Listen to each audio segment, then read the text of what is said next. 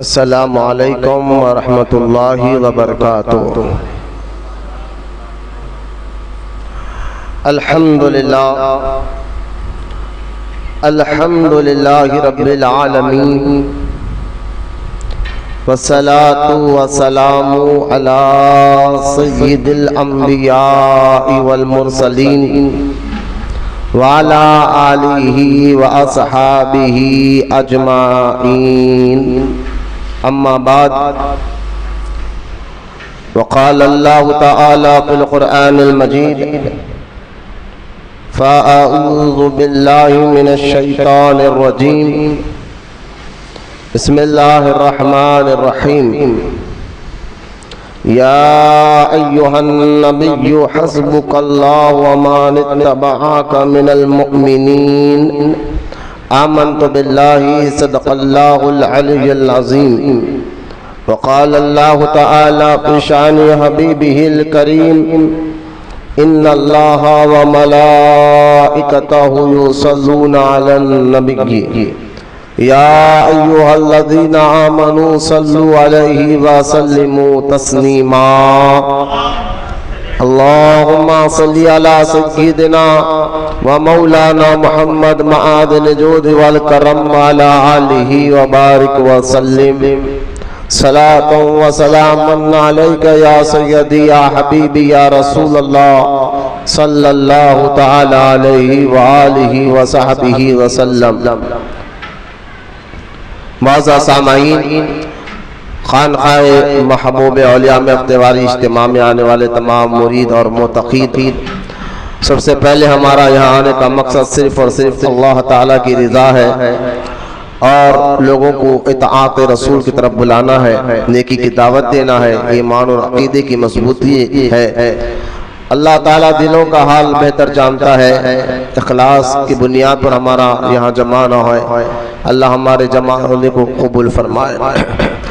اور ہماری خانقاہ محبوبیہ جب سے بنی ہے تب سے ہمارا یہ طریقہ رہا ہے کہ ہم اکابر اہل سنت اور خاص طور پر صحابہ اکرام اور اہل بیت دونوں کا یوم مناتے ہیں۔ جب کسی صحابی کا یوم آئے تو ہم اس کو بھی مناتے ہیں، کسی اہل بیت میں کسی کا یوم آئے تو ہم اس کو بھی مناتے ہیں، اور کسی اولیاء اللہ کا عرس آ جائے تو ہم ان اکابر اولیاء اللہ کے عرس کے تحت ان کی محفل اور ان کی یاد مناتے ہیں، کیونکہ اللہ تعالیٰ نے قرآن پاک میں کئی جگہ ارشاد فرمایا کہ اور یاد کرو ابراہیم علیہ السلام کو، اور یاد کرو اسماعیل علیہ السلام کو، چرچا کرو، یاد کرو، چرچا کرو۔ ایسے کئی آیاتوں میں کئی انبیاء علیہ السلام کے متعلق اللہ تعالیٰ نے قرآن میں حکم عطا فرمایا ہے۔ ان آیاتوں کے مطابق پتہ چلا اللہ تعالیٰ کے نیک اور محبوب بندوں کی یاد منانا، ان کا ذکر کرنا، ان کا چرچا کرنا، یہ اللہ تعالیٰ کا حکم ہے۔ اور دوسری بات، اللہ کے نیک اور محبوب بندوں کی یاد کرنے سے، ان کی یاد منانے سے، ان کا ذکر کرنے سے، ان کا چرچا کرنے سے ہمیں کیا پیدا ہوتا ہے؟ تو سورہ ہود میں اللہ تعالیٰ نے یہ بھی اعلان فرمایا: اے حبیب، جو ہم پچھلے انبیاء کے واقعات آپ کو سناتے ہیں وہ اس لیے سناتے ہیں تاکہ آپ کا سینہ مضبوط ہو۔ تو اس آیت کی تفسیر میں علماء کرام بیان کرتے ہیں کہ اللہ تعالیٰ کے نیک اور محبوب بندوں کی یاد اور ان کا عرس منانا اور ان کے ذکر کرنے سے مسلمانوں کا ایمان و عقیدہ مضبوط ہوتا ہے۔ لہذا اس لیے ہم اللہ کے نیک اور محبوب بندوں کے یوم مناتے، اللہ ہم سے ہی آخری سانس تک اخلاص کے ساتھ یہ کام لینے والا بنائے۔ اور آج کے اس پرفتن دور میں جو آپ حالات دیکھ رہے ہیں دنیا بھر میں، خاص اور ہندوستان میں اور خاص اور حیدرآباد میں، کہ جہاں کوئی اہل بیت کا ذکر کر رہا ہے تو صرف اہل بیت کر رہا ہے، صحابہ کا ذکر نہیں کر رہا، اور کوئی صحابہ کا ذکر کر رہا ہے تو صرف صحابہ کہہ رہا ہے، اہل بیت نہیں کر رہا ہے۔ اللہ کا شکر ہے ایسے پرفتن دور میں خانقاہ محبوب اولیاء میں اہل بیت اور صحابہ دونوں کا ذکر ہوتا ہے۔ کیونکہ یہ اہل سنت و جماعت کا وہ حسین عقیدہ ہے، اہل سنت و جماعت کا یہ وہ مبارک عقیدہ ہے۔ اس عقیدے کے تحت جو ہے اہل سنت کی نکھار اور پہچان سامنے آ جاتی ہے کہ اعلیٰ حضرت امام اہل سنت امام احمد رضا خان رحمۃ اللہ تعالی علیہ نے جو اعلان فرمایا تھا اپنے اشعار کے ذریعے کہ اہل سنت کا ہے بیڑا پار، اصحاب حضور نجم ہے، ناؤ ہے عطرت رسول اللہ کی۔ اس اشعار کے مصداق اہل سنت صحابہ سے بھی محبت کرتے ہیں، اہل بیت سے بھی محبت کرتے ہیں، صحابہ کا بھی یوم مناتے ہیں، اہل بیت کا بھی یوم مناتے ہیں۔ صحابہ کی محبت ایمان ہے، اہل بیت کی بھی محبت ایمان ہے، یہ ہمارا اہل سنت و جماعت کا عقیدہ ہے۔ اور آج جس شخصیت کا ذکر ہے خلیفہ دوم امیر المؤمنین حضرت سیدنا عمر بن خطاب رضی اللہ تعالی عنہ، یہ وہ مبارک ہستی ہے عبداللہ بن مسعود رضی اللہ تعالی عنہ جیسی شخصیت۔ عبداللہ بن مسعود اکثر فرمایا کرتے تھے کہ تم اگر جب بھی ذکر کرو اللہ کے نیک بندوں کا تو عمر کا ذکر کیا کرو، صالحین میں عمر کا ذکر کیا کرو۔ عمر کا ذکر سے اللہ کی رحمت بھی برستی ہے اور ان کے ذکر سے سستی اور کاہلی بھی ختم ہو جاتی ہے۔ اور یہی عبداللہ بن مسعود رضی اللہ تعالیٰ عنہ فرماتے تھے عمر پورا کا پورا اسلام ہے۔ یہ روایت تاریخ الخلفاء میں ملیں گے اور دیگر کتابوں میں جو تاریخ کی اور فضائل صحابہ میں بھی آپ کو یہ روایتیں موجود ہے۔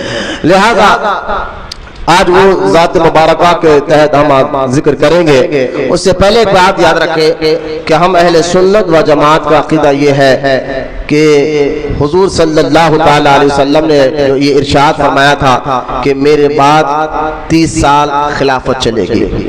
یہ خلافت کے اس مسئلے کو آپ ذرا غور سے سمجھ جائیے، میرے بعد 30 سال تک خلافت چلے گی اور یہ خلافت اس کے بعد مملوکیت اور بادشاہت شروع ہو جائے گی۔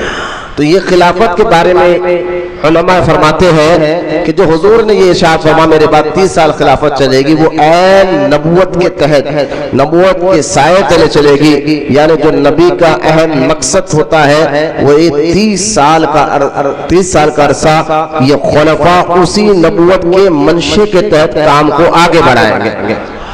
اور جو ہے یہ ہم اہل سنت و جماعت کا عقیدہ یہ بھی ہے کہ حضور صلی اللہ تعالی علیہ وسلم کے بعد سب سے پہلے ابو بکر صدیق خلیفہ بنے، اور یہ آپ کی خلافت صرف خلافت ظاہری نہیں تھی، یعنی ظاہری خلیفہ نہیں تھے، یعنی آپ کا مطلب میرا مطلب یہ نہیں کہ آپ کے پاس روحانیت نہیں تھی، معاذ اللہ ایسا نہیں کہ یہ آپ ظاہری بھی خلیفہ تھے اور باطنی بھی خلیفہ تھے۔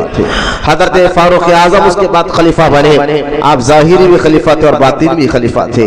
حضرت عثمان غنی خلیفہ بنے، آپ ظاہر میں بھی خلیفہ تھے اور باطنی ولایت بھی آپ کو عطا کی گئی تھی۔ اس کے بعد سید و سادات مولا کائنات علی المرتضی خلیفہ چہرم یعنی چوتھے خلیفہ بنے، تو اللہ تعالیٰ نے آپ کو ظاہری خلافت کے ساتھ باطنی ولایت بھی عطا فرمائی۔ لہذا یہ چاروں خلفاء یہ تو سارے حضور صلی اللہ تعالی علیہ وسلم کے جتنے مرید صحابہ ہیں سب ظاہر اور باطن میں اپنا مقام رکھتے ہیں۔ اس لیے تو بڑے بڑے رتبے کے جو سب سے بڑا ولی ہوتا ہے، جس کو سب سے بڑا ٹائٹل اولیاء اللہ میں دیا جاتا ہے، اس کو غوث کہا جاتا ہے۔ غوث یہ اتنا بڑا ٹائٹل ہے، اس سے اوپر درجہ نبوت کا ہوتا ہے۔ ولایت میں جو درجے ہیں، جس طرح ایک پولیس کا محکمہ ہوتا ہے تو اس کے رینک ہوتے ہیں، مقام ہوتے ہیں، مرتبے ہوتے ہیں، کوئی کانسٹیبل ہوتا ہے تو ہیڈ کانسٹیبل ہوتا ہے، تو کوئی جو ہے ایسا ہی ہوتا ہے، تو کوئی جو ہے سرکل ہوتا ہے۔ اس طرح ہے تو محکمہ ایک ہی لیکن رینک الگ الگ ہوتے ہیں، درجے الگ الگ ہوتے ہیں۔ اسی طرح اولیاء اللہ میں اللہ کے نیک اور محبوب بندوں میں بھی کوئی قطب ہوتا ہے، کوئی ابدال ہوتا ہے، کوئی عقبہ ہوتا ہے، کوئی نجما ہوتا ہے، کوئی اس طرح اولیاء اللہ کے بہت سے درجات احادیث کے ذریعے صوفیہ اکرام نے ہمیں سمجھایا ہے، لیکن سب سے بڑا درجہ اولیاء اللہ میں غوث کا ہوتا ہے۔ یہ ایک غوث ایک نام نہیں، ایک رینک کا نام ہے، ایک درجے کا نام ہے۔ حضرت سرکار سیدنا شیخ عبد القادر جیلانی کو غوث اعظم، غوث کا بھی غوث کہا جاتا ہے۔ خیر کبھی ہم 11ویں شریف کے یوم منائیں گے تو غوثیت کبریٰ کیا ہے اور غوثیت صغریٰ کیا ہے یہ بات کریں گے، لیکن غوث ولیوں میں سب سے اونچا درجہ ہوتا ہے، اس غوث سے اونچا درجہ پھر صحابہ کا ہے۔ صحابہ کا درجہ غوث اعظم سے بھی اونچا ہوتا ہے، اس لیے ان کا مقام بڑا عرفہ اور اعلیٰ ہوتا ہے صحابہ کا۔ ان صحابہ میں 1.5 لاکھ صحابہ میں یہ جو درجہ بندی ہمارے بزرگان دین نے خود پیران پیر غوث اعظم دستگیر نے بیان کیا ہے، وہ الگ ہے اس کی بات، لیکن ان 1.5 لاکھ یا 1.25 لاکھ جتنے کم و بیش صحابہ اکرام کے بارے میں روایت ملتی ہے، تو ان میں سب سے اونچا درجہ یہ چاروں خلفاء کا ہے، چاروں خلفاء کا ہے۔ ان میں پہلے ابو بکر صدیق ہے، اور اس کے بعد فاروق اعظم ہے، اس کے بعد عثمان غنی ہے، اس کے بعد مولا علی ہے۔ یہ اہل سنت و جماعت کا عقیدہ۔ اور دوسری بات یہ بھی ذہن میں رکھیں کہ ہم اہل سنت کا یہی عقیدہ کہ حضور کے بعد خلافت ابو بکر صدیق کو تھی، اور صدیق اکبر کے بعد فاروق اعظم کو تھی، اس کے بعد عثمان غنی کو تھی، اس کے بعد مولا علی کو تھی۔ یہی جو خلافت کی ترتیب ہے، یہی افضلیت کی بھی ترتیب ہے، یہ بھی عقیدہ رکھے۔ ہمارے پاس یہ نہیں ہے کہ خلافت تو مولا علی کا حق تھا، معاذ اللہ جو کالے کپڑے والے کہتے ہیں کہ ان لوگوں نے کہ صدیق اکبر نے غبن کر لیا، فاروق اعظم نے کھینچ لیا، مولا علی کا حق تھا انہوں نے کھینچ لیا، یہ سب جھوٹی دو رنگی باتیں ہیں، ایسا کچھ نہیں ہے۔ ابھی حال ہی میں کیونکہ اب یہ دور فتنوں کا دور چل رہا ہے، تو ایک صاحب جو ہے فیس بک پہ اپنے آپ کو سنی کہتے ہیں اور بہت کچھ وہ اپنے آپ کو کہتے ہیں، وہ فیس بک پہ ایک ریکارڈ ڈالے، اس میں کہہ رہے تھے کہ بھائی کہ ان خلفاء یعنی ابو بکر صدیق اور فاروق اعظم، غور سے سنیں عقیدے کی بات ہے، فاروق اعظم عثمان غنی کی جو خلافت ہے ہم مانتے ہیں، یہ کہہ رہے ہیں اپنے آپ کو سنی، کیونکہ سنی کا لیبل لگا کر وہ مارکیٹ میں آیا ہے، تو کہتا ہے ہم ان کی خلافت کو مانتے ہیں، لیکن ان کی یہ خلافت ظاہری تھی۔ اصل جو خلافت ظاہری باطن مولا علی کو تھی، وہ ان تینوں کے بارے وہ کہہ رہے ہیں، یہ تینوں کے بارے میں ثابت نہیں ہے، لیکن مولا علی کے بارے میں کہ خلافت ظاہری باطنی حدیث سے ثابت ہے۔ یعنی ان کے کہنے کا مقصد ہے ابو بکر صدیق اور عمر ابن خطاب عثمان غنی خلیفہ بنے، اور ان کو خلیفہ بنانے میں اس وقت کے صحابہ کا ہاتھ تھا، مومنین صحابہ کا ہاتھ تھا، وہ کہہ رہے ہیں۔ اور سے سنیں ایک بہت بڑا شہد میں زہر دیا جا رہا ہے، اس وقت کے مومنین اور صحابہ کا تھا، انہوں نے ابو بکر کو خلیفہ بنایا، صحابہ نے ابو بکر کو خلیفہ بنایا، صحابہ نے عمر کو خلیفہ بنایا، صحابہ نے عثمان کو خلیفہ بنایا، لیکن حضور نے علی کو خلیفہ بنایا۔ یہ جملہ دکھنے میں کتنا پیارا دکھ رہا ہے، سننے میں کہ ہاں بھائی غلط کیا ہے، لیکن یہاں وہ بند مٹھی میں بات کہنا چاہتے ہیں کہ خلافت کا حق پہلے علی کا تھا، ان صحابہ نے معاذ اللہ غلطی کر دی، بات وہی ہے کہ صحابہ نے غلطی کر دی، ابو بکر کو بنا دیا، ان کے بعد عمر کو بنا دیا، ان کے بعد عثمان کو بنا دیا۔ تو اس طرح کی باتیں کر کر وہ لوگوں کو ذہن یہ دیا جاتا ہے کہ دمادمس قلندر علی کا پہلا نمبر، ایسا نہیں ہے۔ سارے صوفیہ کے بھی نزدیک دمادمس قلندر ابو بکر کا پہلا نمبر ہے۔ جیسا کہ خواجہ بندہ نواز یسو دراز رحمت اللہ تعالی علیہ کی کتاب ہے جامع الکمالات ملفوظات کی، آپ نے خود اس میں لکھا مذہب حق اہل سنت کا یہی عقیدہ ہے، حضور کے بعد افضل ابو بکر ہے، ان کے بعد عمر ہے، ان کے بعد عثمان ہے، اس کے بعد مولا علی ہے۔ خواجہ بندہ نواز نے بھی اپنی کتاب میں لکھا ہے۔ خیر جو یہ صحابہ نے یہ بات کی ہے کہ صحابہ نے ابو بکر کو خلیفہ بنایا ہے، عمر کو خلیفہ بنایا ہے، اور عثمان کو خلیفہ بنایا ہے، مولا علی کو حضور نے خلافت کا اعلان کیا تھا۔ یہ جو بات کی ہے، اب یقین جانے یہ اعتراض تھا ہی شیعوں کا، اور یہ آج کی سنی بن کر اپنے آپ کو میناجی کہہ کر اپنے آپ کو جو ہے اس طرح کے یہ بیان کر رہے ہیں، تو اس کا جواب پیر مہر علی شاہ نے اس میں پہلے دیا ہے۔ یہ کتاب پیر مہر علی شاہ کی ہے رحمت اللہ علیہ، ان کی کتاب ہے یہ سنی مابین شیعہ، یعنی جو شیعہ کے اعتراضات تھے اس میں آپ نے اس کے جوابات دیے. تو یہ ایسے سوالات کرنا کس کے اعتراضات تھے؟ شیعوں کے. لیکن کون کہہ رہا ہے آج کے دور میں؟ سنی کہہ رہا ہے اپنے آپ کو.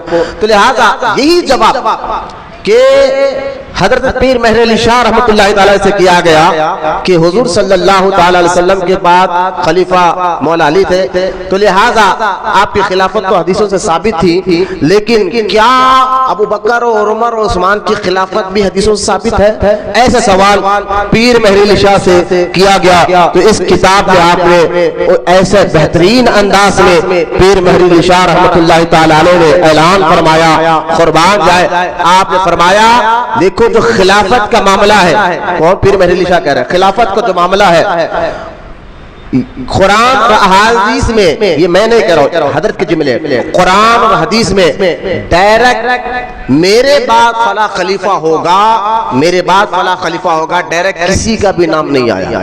یہ پیر مہر علی شاہ کہہ رہے ہیں، یعنی میرے بعد حضرت علی کا جو یہ من کنت مولا فہذا علی المولا والا ہے، اس سے شیعہ کہتے کہ نہیں، اس سے خلافت مراد ہے. ہم کہتے اس سے خلافت نہیں، اہل سنت کہتے ہیں اس سے محبوبیت مراد ہے. سرکار نے فرمایا میں جس کا محبوب ہوں علی بھی اس کا محبوب ہے، میں جس کا مددگار ہوں علی بھی اس کا مددگار ہے. یہ ہم مانتے ہیں، لیکن شیعہ اس کو خلافت لیتے ہیں. اب حضرت پیر مہر علی شاہ کہتے ہیں قرآن اور حدیث میں کسی بھی خلیفہ کا ڈائریکٹ نام نہیں آیا ہے کہ میرے بعد یہ خلیفہ ہوگا نام کے ساتھ. ہاں حضرت پیر مہر علی شاہ کہتے ہیں اشارے ملتے ہیں قرآن سے بھی اور حدیث سے بھی، کہ اشارے ملتے ہیں کہ میرے بعد پہلا خلیفہ ابو بکر ہوگا، اس کے بعد عمر ہوگا، اس کے بعد عثمان ہوگا، اس کے بعد مولا علی ہوگا. اب فتویٰ لگانا ہے تو سلسلہ چشت کے یہ بزرگ ہے پیر مہر علی شاہ، ان کی بات کر رہا ہوں. آپ نے سب سے پہلے سورۃ النور کی ایک آیت کا حوالہ دیا جس میں اللہ تعالیٰ نے مہاجرین سے وعدہ کر رہا ہے کہ میں تمہیں زمین پر خلیفہ بناؤں گا. سورہ نور کا حوالہ دیا ہے اس کتاب میں کہ جس میں مہاجرین کس کو کہتے ہیں؟ جنہوں نے شروعات میں ایمان لایا، جو مکہ میں تھے. تو مجھے بتائیے ابو بکر مہاجر ہے یا نہیں ہے؟ یا عمر ابن خطاب مہاجر ہے یا نہیں ہے؟ عثمان غنی مہاجر ہے یا نہیں ہے؟ مولا علی مہاجر ہے یا نہیں ہے؟ تو سورہ نور میں اللہ نے کیا کہا؟ حبیب آپ کے غلام اس وقت مہاجرین تھے. یہ مہاجرین کے حق میں یہ آیت اس میں لکھی ہوئی ہے، وہ ترجمہ میں آپ کے سامنے پڑھ رہا ہوں کیونکہ وقت نہیں ہے. یہ آیت اس میں لکھی ہوئی ہے جس میں اعلان ہو رہا ہے کہ حبیب ہم آپ کے ان غلام جو آپ کے ساتھ موجود ہے ان کو ہم زمین میں خلیفہ بنائیں گے. یہ آیت کا حوالہ آپ نے دیا. یعنی پیر مہر علی شاہ کہتے ہیں تم کہتے ہو کہ صحابہ نے ابو بکر اور عمر و عثمان کو خلیفہ بنا، نہیں کہا قرآن نے خود ان کی خلافت کا اعلان کیا ہے. قرآن نے خود ان کی خلافت کا اعلان کیا ہے. اور احادیث میں میرے پیارے آقا رحمت کونین صلی اللہ تعالی علیہ وسلم نے واضح طور پر اشارہ دیا کہ دیکھیں جہاں من کنت مولا پر ہمارا اللہ کو سلام اس حدیث پر، تو میں کہتا ہوں یہ بھی حدیث غور کرو جس کے بارے میں رحمت کونین صلی اللہ تعالی علیہ وسلم نے اپنی ظاہری زندگی میں اپنا مسلح ابو بکر کو دے کر بتا دیا کہ میرے بعد خلیفہ میرا جانا شین ابو بکر ہوگا. اور آج بھی میں نے اس سے پہلے بھی یہ بات کہا تھا، آج بھی صوفیہ اکرام بزرگوں کے پاس یہ طریقہ ہے. اس وقت بھی اگر کوئی پیر کے لاکھوں ہزاروں مرید ہو اور ایک سے ایک بڑھ کر ہو، اب مجھے بتائیے بابا فرید گنج شیخر کتنے مرید ہیں؟ ایک سے ایک بڑھ کر ہے، لیکن ان ایک سے ایک بڑھ کر میں خاص کون ہوتا ہے یہ کیسا پتا چلے؟ تو آج بھی پیر و مرشد کیا کرتے ہیں؟ اپنا مسلح اس خاص مرید کو دے کر سارے مریدوں میں اعلان کر دیتے ہیں تم تو سب میرے ہو، خاص ہو، لیکن جو میرا جانشین میرا حق بنے گا وہ یہ مسلح میں جس کو دے رہا ہوں وہ بنے گا. بابا فرید نے مسلح نظام الدین اولیاء کو دیا. حضرت غریب نواز نے اپنا مسلح خواجہ قطب الدین بختیار کاکی کو دیا. خواجہ قطب الدین بختیار کاکی نے اپنا مسلح بابا فرید کو دیا. بابا فرید نے اپنا مسلح محبوب الہی کو دیا اور بتا دیا ہزاروں لاکھوں مریدوں میں جو افضل میرا جانشین ہے وہ قطب الدین بختیار کاکی ہوگا، وہ بابا فرید گنج شکر ہوگا، وہ نظام الدین اولیاء ہوگا. لہذا میں بتانا یہ چاہتا ہوں آج بھی یہ طریقہ ہے مرشد کا کہ مسلح اس کو دیا جاتا ہے ہے جو تمام میں سب سے اعلیٰ ہو اور اپنے مرشد کا جانشین ہو، تو میرے پیارے آقا صلی اللہ تعالی علیہ وسلم نے اپنی ظاہری زندگی میں صدیق اکبر کو مسلح دے کر 1.25 لاکھ یا 1.5 لاکھ صحابہ میں اعلان کر دیا، سب تو میرے ہیں لیکن میرا جانشین ابو بکر رہنے گا۔ یہاں تک کہ حدیث میں آتا ہے جب سرکار زیادہ علیل تھے اور مسلح ابو بکر صدیق کو دیا گیا تو کہا ابو بکر سے کہو کہ نماز پڑھائے۔ اما عائشہ نے کہا میرے والد بن رہا میں آپ کسی اور کو حکم دیجئے۔ مولا علی کہتے ہیں میں بھی تھا اس محفل میں کہ کسی اور کو دیجئے۔ 2 بار 3 مرتبہ سرکار نے فرمایا کہ عائشہ اللہ اور فرشتے اور اس کا رسول اس بات پر راضی نہیں ہے کہ سوائے ابو بکر کے مسلح پہ کوئی اور کھڑے۔ تو مرشد جو مسلح دیتے ہیں نماز کے لیے، اور آپ بھی دیکھیں کبھی آپ کسی عاشق رسول اور سنی صحیح العقیدہ با عمل عالم کے پیچھے نماز پڑھ کر دیکھیے، اس نماز کی کیفیت ہی الگ ہوتی ہے، اس نماز کی خوبی ہی الگ ہوتی ہے، کیونکہ نماز مسلح پہ جو ٹھہرنے والا آتا ہے اس کو وہ بڑا پاورفل اور روحانیت والے کے پیچھے کبھی آپ نماز پڑھ کر دیکھیں۔ آج ہم ان کے پیچھے نماز پڑھ لے رہے ہیں، میں عقیدے کی بات کر رہا ہوں، وہابی عقیدوں کو ہمیں نماز کی روحانیت کا پتہ نہیں ہے، ورنہ نماز ایسی روحانی عبادت ہے جو پل بھر میں بندے کو اللہ کے قرب کے اعلیٰ مقام تک پہنچا دیتی ہے۔ لیکن تو لہذا وارث پاک بھی اس لیے کسی کے پیچھے نہیں آل رسول کے پیچھے نماز پڑھا کرتے تھے۔ لہذا ابو بکر صدیق کو سرکار میں یہ میرا موضوع نہیں ہے لیکن اشارہ دے رہا ہوں، خلافت نہیں ہوتی اگر ظاہری خلافت روحانیت نہیں ہوتی تو ابو بکر صدیق کو خلیفہ جو ہے جانشین کے طور پر مسلح کیوں دیا جاتا؟ اور رہی حضرت فاروق اعظم کی بات، عمر ابن خطاب کی بات، میرے پیارے آقا رحمت کونین صلی اللہ تعالی علیہ وسلم نے خواب دیکھا اور فرمایا میں نے خواب میں دیکھا، اور نبی کا خواب وحی کی طرح ہوتا ہے۔ یہ سارے علماء نے اپنی کتابوں میں لکھا ہے نبی کا جو خواب ہوتا ہے آپ کی اور ہماری طرح خواب نہیں ہوتا، نبی کا خواب ہمیشہ رب کا حکم ہوتا ہے، اللہ تعالیٰ کی طرف سے وحی ہوتی ہے اور سچا خواب ہوتا ہے۔ حضرت پیارے آقا رحمت کونین فرماتے ہیں میں نے خواب دیکھا اور خواب میں مجھے دودھ کا ایک پیالہ پیش کیا گیا، میں نے اس سے نوش فرمایا اور اس سے دودھ پیا اور جتنا پینا تھا پیا، اس کے بعد میں نے اس پیالے کو خواب ہی عمر کو عطا فرمایا، عمر کو دیا، اور عمر نے جب پیا تو آپ دیکھیں میں جب یہ خواب کے بارے میں صحابہ نے پوچھا کہ یا رسول اللہ اس سے مراد کیا ہے؟ فرمایا اس سے مراد علم ہے۔ تو اب مجھے بتائیے عمر اس پیالے سے دودھ پی رہا ہے جس پیالے سے وہ نبی دودھ پیا کرتے تھے، عمر اس پیالے سے دودھ پی رہے ہیں جس پیالے سے نبی دودھ پی رہے ہیں۔ من کنت مولا پر ہمارا ایمان ہے۔ میں نے کہا کبھی اس حدیث پر بتاؤ جو میرے پیارے آقا نے فرمایا اگر میرے بعد کوئی نبی ہوتے تو عمر ہوتے، یعنی اے عمر تیرے میں ایسی ایسی کوالٹی اللہ نے پیدا کر دی ہے میرے بعد، ہاں اگر اللہ میرے بعد کسی کو نبی بناتا تجھے بناتا، یعنی وہ ملکہ اور وہ خوبی وہ فطرت وہ عادت میرے غلامی میں آنے کے بعد میری تربیت میں آنے کے بعد اللہ تعالیٰ نے وہ مقام کو عطا فرما دیا۔ سرکار نے فرمایا اگر نبی ہوتے میرے بعد تو عمر ہوتا۔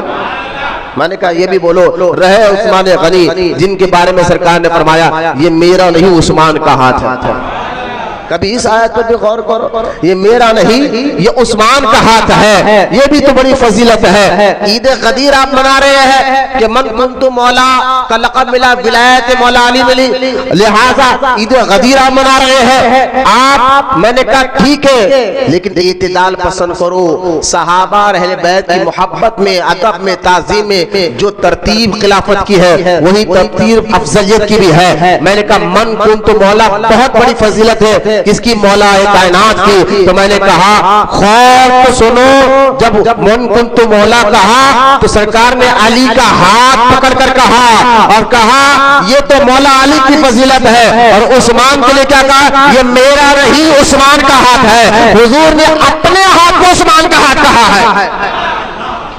یہ فضیلت کو بھی مانو وہ فضیلت کو بھی مانو. تو لہذا اہل سنت کا ہے بیڑا پار، اصحاب حضور نجم ہے، نو ہے عطرت رسول اللہ کی. ہم اہل سنت و جماعت اعتدال والے لوگ ہیں، ہم اہل سنت جماعت اعتدال کو پسند کرنے والے لوگ ہیں. آپ غور فرمائیے، یہ خلافت کی جو ترتیب ہے یہی ولایت کی بھی ترتیب ہے.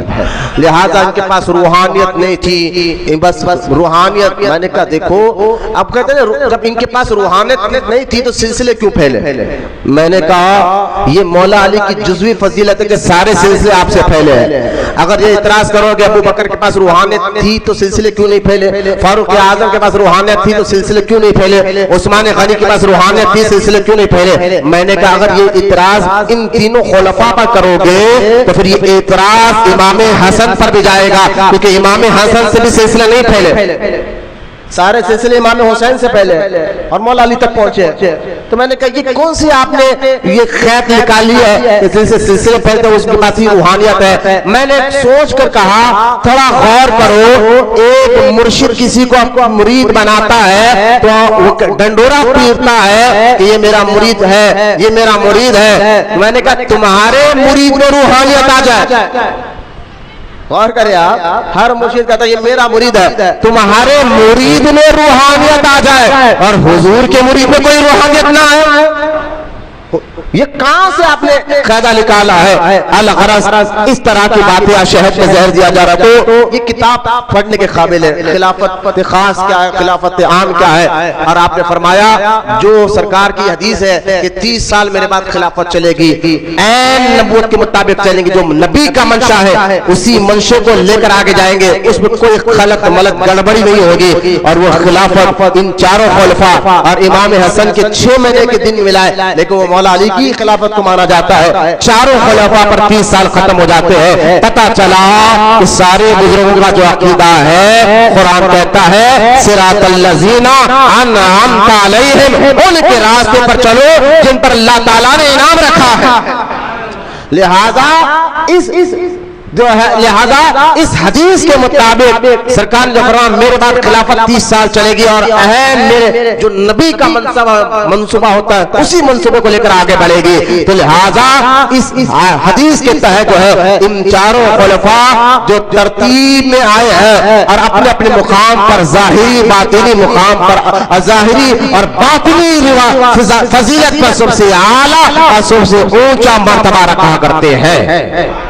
تو خیر یہ تو خلافت کے بارے میں سمجھایا. جو اعتراض کیا تو یہ اعتراض تو شیعوں کا تھا، لیکن اپنے آپ کو سنیت کا لیبل لگا کر ہمارے سامنے آ رہے. ایسے دور میں جہاں ایمان اور عقیدے کو لوٹا جا رہا ہے، ایسے دور میں جہاں چھوٹی چھوٹی بات پر آپ کوئی سا علاقہ محفوظ بتائیں، چھوٹی چھوٹی بات پر قتل غارت گیری ہو جا رہی ہے، ایسے دور میں ان اولیاء اللہ کی آستانوں سے وابستہ رہ کر اللہ کے نیک بندوں کے پاس آنا، جہاں ایمان اور عقیدے کی حفاظت کا ذریعہ بنتا ہے وہاں عمل کے درست ہونے کا بھی ذریعہ بنتا ہے. تو خیر آج کا میرا عنوان رہے گا فاروق اعظم کی روحانیت کیا ہے.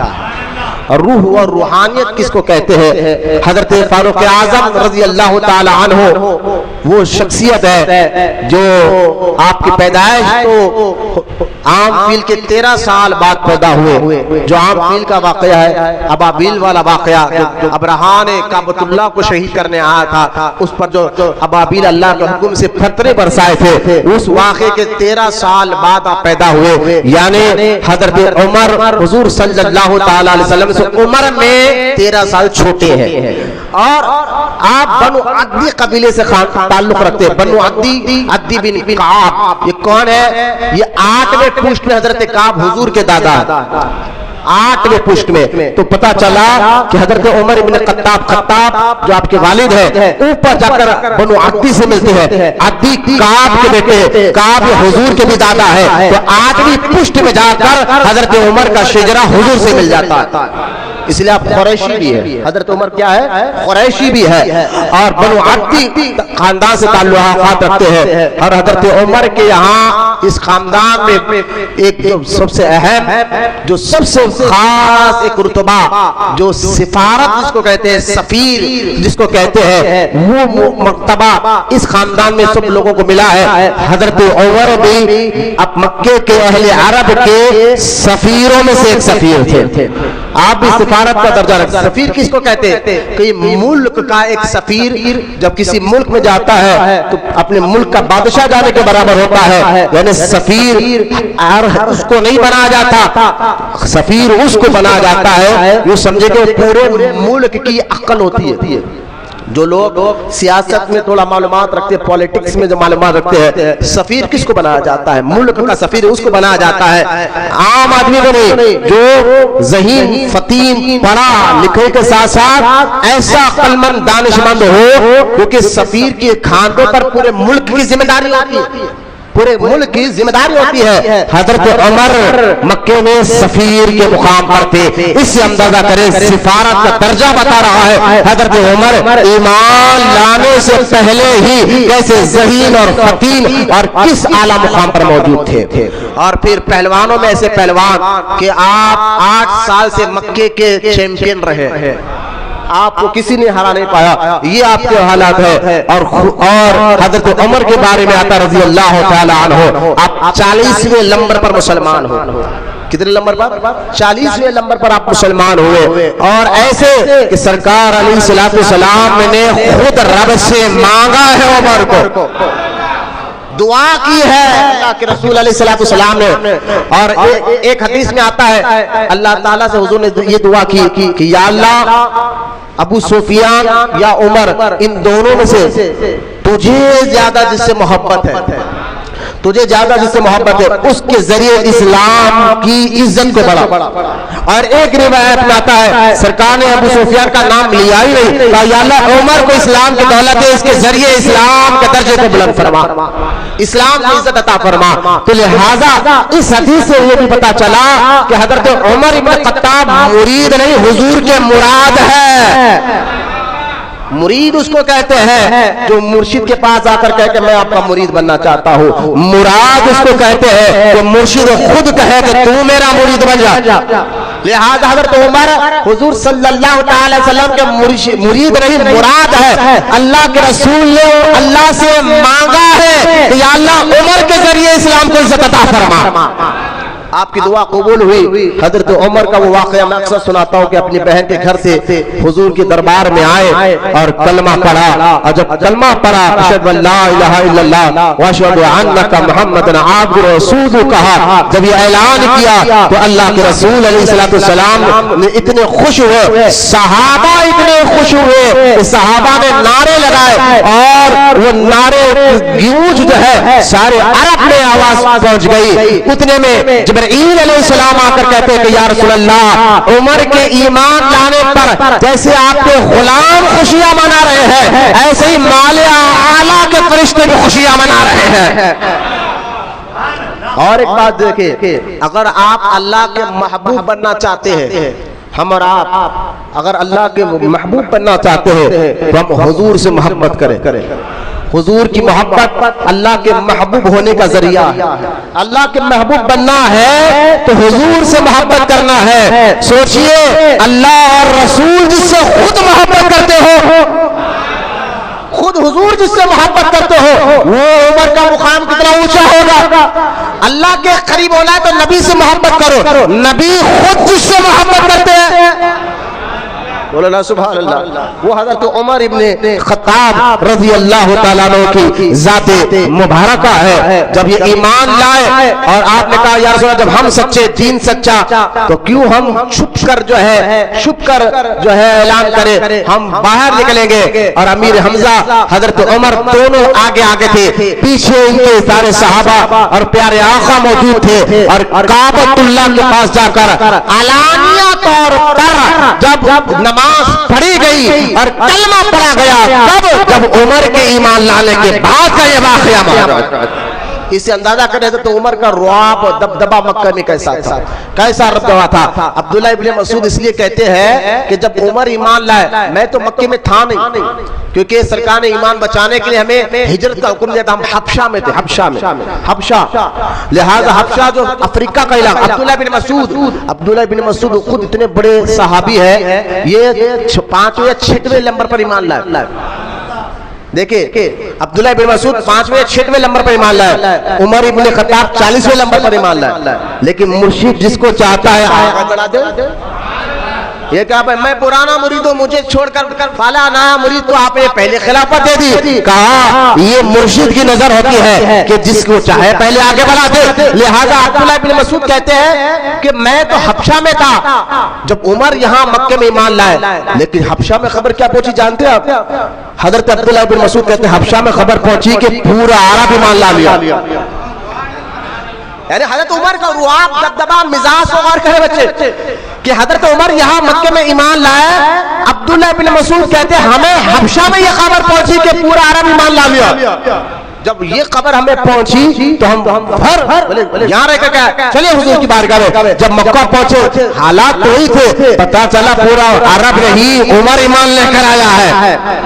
اس لیے عبداللہ بن مسعود کہتے ہیں عمر پورا اسلام ہے، عمر پورا اسلام ہے۔ اور یہی عبداللہ ابن مسعود رضی اللہ تعالیٰ عنہ فرماتے ہیں کہ جب ایک مرتبہ حضرت عمر کے ساتھ بیٹھا ہوا تھا، کسی بات پر خوش ہو کر حضرت عمر نے کہا اللہ کہا، جب آپ نے اللہ کہا ہم نے بھی کہا اللہ، لیکن حضرت عبداللہ ابن مسعود کہتے ہیں جو عمر کے ساتھ پڑھنے میں مزہ آیا نا، پھر تنہائی میں 1000 بار میں نے اللہ اللہ کا وہ مزہ نہیں آیا جو مزہ عمر کے ساتھ بیٹھ کے پڑھنے میں آیا ہے۔ خیر یہ روحانیت کی بات ہے، تو لہٰذا اب حضرت عمر جب ایمان لائے تو آپ نے چھپایا نہیں، ہجرت کی تو بھی چھپایا نہیں۔ اچھا آپ ایمان لائے چھپایا نہیں، آپ خود ابو جہل کے گھر کا گئے، دروازہ کھٹکھٹایا، کہا کون؟ کہا خطاب کو بیٹا عمر۔ کہا ابو سفیان نے اندر سے کیا خبر لائے ہو جو کام کے لیے بھیجا تھا کر دو؟ کہا نہیں میں بتانے آیا تو میں کلمہ پڑھ چکا ہوں۔ ابو سفیان نے اندر سے آواز دی، ابو جہل نے اندر سے آواز دی کہ عمر یہ تو نے کیا کر دیا، دروازہ نہیں کھولا۔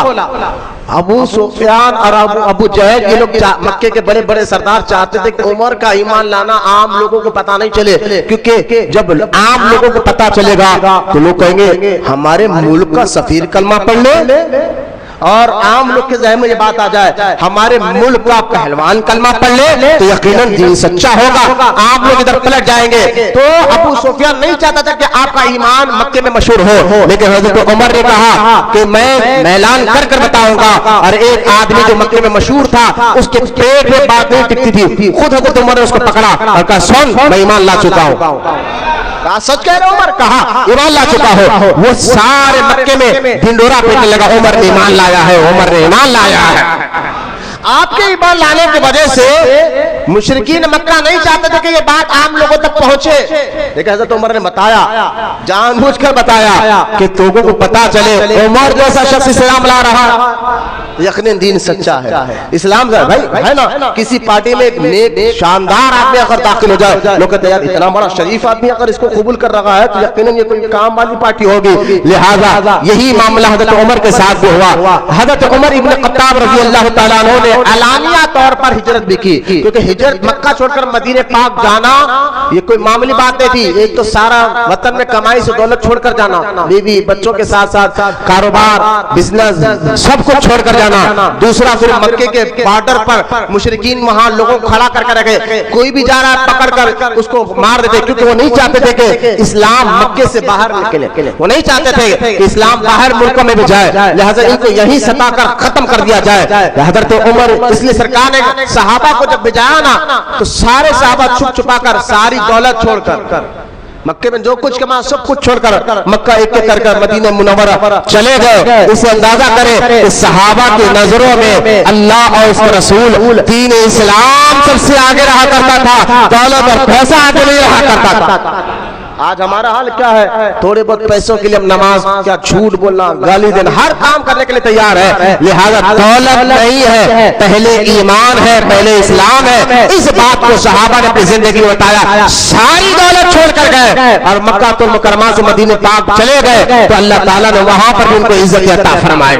لہذا حضرت عمر رضی اللہ تعالیٰ نے جب حضور نے کہا عمر تم بھی جاؤ، جب حضرت عمر کو جانے کا اعلان حکم ہوا، حضرت عمر کعبے کا طواف کیے اور اعلان کیا مکے والوں میں میرے آقا کے کہنے پر مکہ چھوڑ کر جا رہا ہوں. خدا کی قسم اگر کسی کو اپنا بچے یتیم کرنے ہیں، اپنی بیویوں کو بیوہ کرنے ہیں، وہ عمر کو روک کر بتائے. کیونکہ حضرت عمر نے اعلان اس لیے کیا کہ مکے والے یہ نہ سمجھے کہ عمر جیسا پہلوان ڈر گیا ہے. حضرت عمر نے اعلان کر کر بتا دیا کہ میں ڈرتا نہیں ہوں، میں اپنے آقا کا غلام ہوں. مصطفیٰ جان رحمت نے کہا کہ مکہ چھوڑو، میں چھوڑ کر جا رہا ہوں، ورنہ مکے میں رہ کر تمہیں پیس کر رکھ دیتا. کیونکہ عمر ہے، بولے نا سبحان اللہ. وہ کون ہے؟ عمر تو عمر جن کے بارے میں سرکار نے عمر کو دیکھ کر شیطان راستہ بدل لیتا، جن کو دیکھ کر شیطان راستہ بدل لیتا ہے. حضرت عمر وہ ڈر کے نہیں جا رہا ہوں، ڈر کے نہیں جا رہا ہوں، بس جا اس لیے رہا ہوں میرے آقا نے حکم دیا، ورنہ یہی رہ کر مکے میں رہ کر تمہیں مسل کر رکھ دیتا. لہذا سرکار عمر بن خطاب اعلانیہ طور پر جو ہے اعلان کر کر مکہ چھوڑ کر مدینہ گئے. اب ساری زندگی حضرت عمر بن خطاب کو آپ دیکھ لیجئے اللہ اور اس کے رسول کی اطاعت اور فرما برداری میں گزری ہے. اور ایسی اطاعت، ایسی فرما برداری یہاں تک کہ حضور کی اطاعت کرتے کرتے کرتے کرتے تربیت ایسی ہوئی اندر کی جو روحانیت ایسی مضبوط ہوئی، ایسی مضبوط ہوئی. پیارے آقا رحمت کونین صلی اللہ تعالی علیہ وسلم نے فرمایا پچھلے نبیوں کو بھی اللہ تعالیٰ نے ان کی امت نے ایک محدث، دال پر زبر ہے، محدث کو عطا کیا تھا، اور میری امت کا محدث حضرت عمر بن خطاب ہے. محدث کہتے کس کو ہے؟ محدث کس کو کہتے ہیں؟ سمجھے آپ؟ محدث محدث نہیں جو حدیث ہو گیا، محدث کہا جا رہا ہے. تو مفسرین کہتے ہیں محدث اس کو کہتے ہیں اللہ تعالیٰ جس کے دل پر ڈائریکٹ القاء کرے. بولو نا سبحان اللہ. محدث اس کو کہتے ہیں اللہ تعالیٰ جس سے ڈائریکٹ القاء کرے، بات کرے، اور جو وہ بات کرے ایسی بات کرے کہ قرآن میں آیت بھی ایسی اتر جائے، قرآن میں آیت بھی ایسی اتر جائے، اس کو محدث کہا جاتا ہے جسے اللہ القاء کرتا ہے، جس کا باطن یہ روحانیت نہیں تو کیا ہے.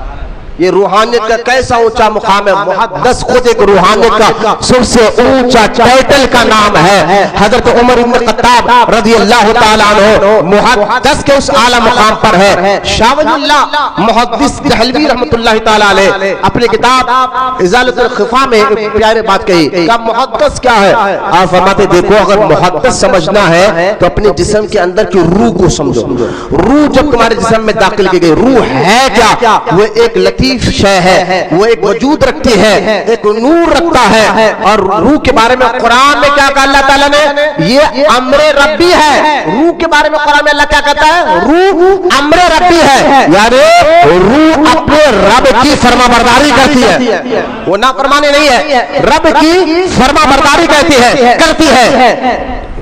لہذا روح کو امر ربی بھی کہا جاتا ہے. غور فرمائے، میری طرف توجہ دیجئے. روح امر ربی. تو شاہ ولی اللہ محدث دہلوی فرماتے ہیں کہ جب بندے کے اندر روح آئی، یہ تو اللہ کے رب کے حکم پر عمل کرنے لگ جاتی ہے، لیکن جب یہ روح کے جسم میں آ جائے اور پھر یہ روح کی غذا اس کو نہ ملے، روح کی غذا اس کو نہ، روح کی ذکا کیا ہے؟ تو شاہ ولی اللہ محدث دہلوی کہتے ہیں روح کی غذا اللہ کی یاد، اللہ کا ذکر اور اس کی اطاعت.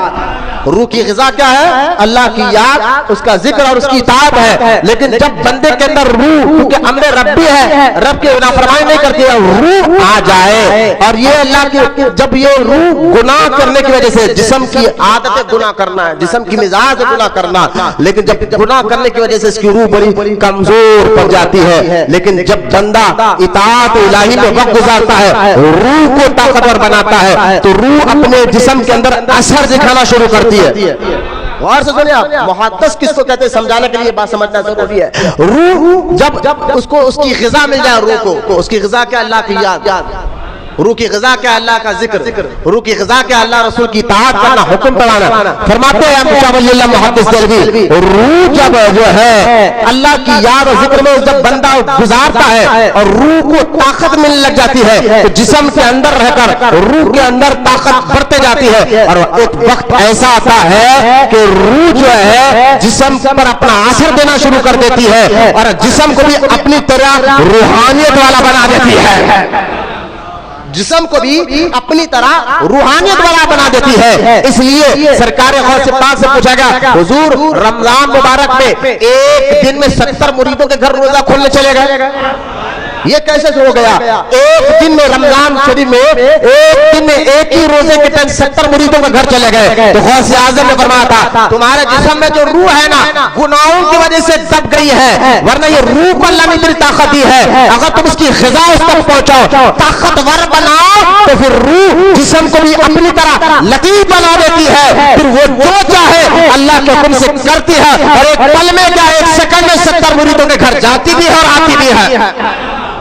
روح کی بڑی طاقت ہوتی ہے۔ تو شاہ ولی اللہ محدث دہلوی کہتے ہیں روح جب طاقتور ہو جاتی ہے تو وہ جسم پر اپنا اثر ڈال کر جسم کو بھی اپنی طرح لطیف بنا دیتی ہے، اور جب بندہ اس مقام پر پہنچ جاتے ہیں تو اس مقام کو کہتے ہیں علم یقین۔ شاہ ولی اللہ محدث دہلوی کیا کہتے ہیں؟ اس مقام کو کیا کہتے ہیں؟ یقین۔ اور یقین سے مراد وہ یقین نہیں ایمان، یہ اعلیٰ والا یقین ہے جو یقین عین الیقین حق الیقین کے مقام پر پہنچ جاتی ہے، اور جب حق الیقین کے مقام پر پہنچ جاتی ہے تو اللہ تعالیٰ اس کو محدث بنا دیتا ہے۔ نہیں سمجھے آپ؟ اب سنو، میں آپ کو محدث کا ایک آسان میں نہیں کہہ رہا ہوں، شاہ ولی اللہ محدث دہلوی نے فرمایا سنو، جب اللہ تعالیٰ محدث کس کو کہتے ہیں؟ عمر ابن خطاب کی روحانیت کا مقام کا اندازہ کرے کہ سرکار شاہ ولی اللہ محدث دہلوی فرماتے ہیں جب اللہ تعالیٰ زمین پر کوئی یعنی زمین پر جو کام بارش برسانے کا ہو یا پھر جو ہے طوفان کا مسئلہ ہو، جو کام بھی جو فرشتے کرتے ہیں اللہ کے حکم سے زمین پر، تو وہ کام جب بانٹنے کا حکم اللہ دیتا ہے آسمانوں پر تو سب سے پہلے وہ حکم مالائے اعلیٰ کے فرشتوں کے پاس آتے ہیں۔ آسمان پر مالائے اعلیٰ کے جو فرشتے ہیں ان کو وہ حکم دیا جاتا ہے، پھر وہ فرشتے پھر کہتے ہیں ہوا والے فرشتوں کو کہتے ہیں اللہ نے تمہیں یہ حکم دیا کہ یہاں ہوا برساؤ، پانی والے فرشتوں کو کہتے ہیں، یعنی پہلے وہ حکم رب کا مالائے اعلیٰ پر آتا ہے، ڈسٹریبیوٹ ہوتا ہے، وہاں منتقل ہوتا ہے، وہاں سے پھر دنیا کے کونے کونے فرشتے میں جو ڈیوٹیاں کر رہے ہیں، چاند کو چلانے والا، تارے چلانے والا، سورج چلانے والا، تو لہذا ان تک پھر یہ مالا اعلیٰ کے فرشتے آگے بڑھاتے ہیں، اللہ نے یہ کہا تم یہ کرو، اللہ نے یہ کہا تم یہ کرو، رب نے یہ کہا یہ کرو۔ اب سمجھیے کہ رب اپنے حکم کو پہلے مالا اعلیٰ پر اتارتا ہے، مالا اعلیٰ کے فرشتے دوسرے فرشتوں کو بتاتے ہیں۔ شاہ ولی اللہ محدث کہتے ہیں کہ محدث اس کو کہتے ہیں کہ جب رب اپنے حکم کو مالا اعلیٰ کے فرشتوں پر اتارتا ہے تو وہاں سے ڈائریکٹ محدث کے دل پر حکم آ جایا کرتے ہیں۔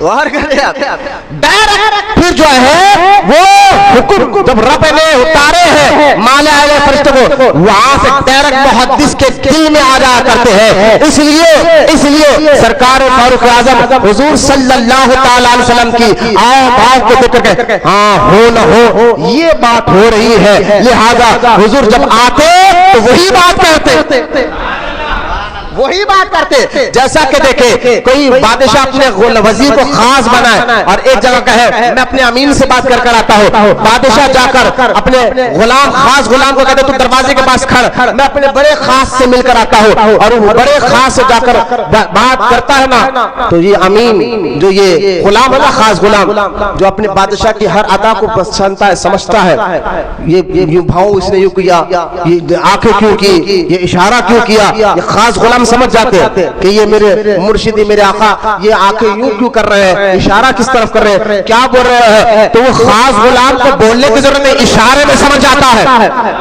اشارے میں سمجھ جاتا ہے۔ اللہ کے رسول علیہ السلام پر وحی نازل ہوتی اور کیا بولنے والے ہوتے ہیں، حضرت عمر پہلے کہتے اب یہ بات ہونے والی ہے اور سرکار آ کر وہی بات کیا کرتے تھے۔ اس لیے آپ دیکھیں یہاں حضرت عمر ابن خطاب کے بارے میں اس کتاب معارف صحابہ میں آپ نے فرمایا 18 آیت قرآن میں، کتنے 18 آیت ایسے ہے جیسا عمر ابن خطاب سوچتے تھے اللہ ایسی ہی آیت اتار دیا کرتا تھا، جیسے عمر ابن خطاب سوچتے تھے ویسے آیت اتار دیا کرتا تھا۔ عمر ابن خطاب کی بات آ جائے تو اور آگے بڑھا جاتا کہ حضور کی اطاعت میں ہائے ہائے یہ عمر ابن خطاب کی روحانیت ہے، وہ عمر جو کہتے تھے کہ کاش میں ابو بکر صدیق کے سینے کا ایک بال ہوتا، بولنا سے پھر وہ میرے صدیق کی روحانیت کا عالم کیا ہوگا، کیا ان کا مقام و مرتبہ ہوگا، جن کے بارے میں میرے آقا نے فرمایا عائشہ آسمان میں جتنے تارے ہیں اتنے نیکیاں عمر کے ہیں اور ایسی ایک نیکی ابو بکر کی ہے، تو ان کی روحانیت کا مقام کیا ہوگا، یہ عمر کی بات چل رہی ہے۔ تو حضرت عمر ابن خطاب رضی اللہ تعالیٰ عنہ کی روحانیت کی بات آ جائے، ہاں روحانیت نہیں تھی ان کے پاس، خلافت تھی روحانیت نہیں تھی۔ میں نے کہا محدث یہ روحانیت کا کم ٹائٹل ہے؟ حضرت عمر کے بارے میں سرکار میں میری امت کا یہ محدث ہے، یہ کم ٹائٹل ہے؟